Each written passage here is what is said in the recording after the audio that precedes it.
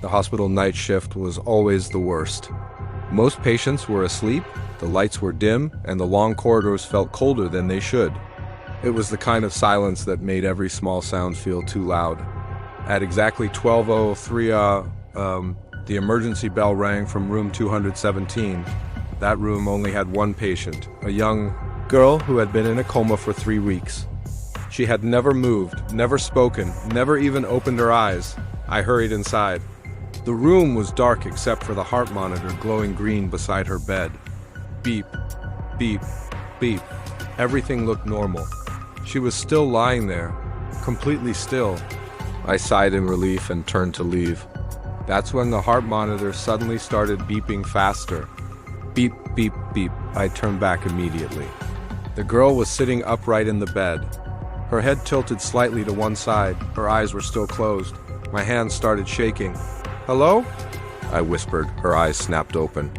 They were completely black. No white, no pupils, just darkness.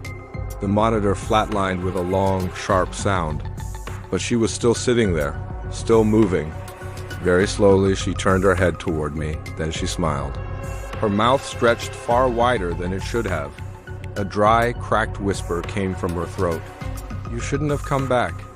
Before I could move, she suddenly climbed off the bed. Her movements were wrong, jerky, unnatural, like a puppet being pulled by invisible strings. She began walking toward me. Step, step, step. The lights in the room flickered violently.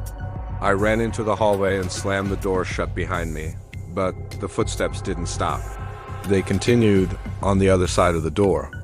Then something started scratching slowly against the wood, and the girl's voice whispered from the other side.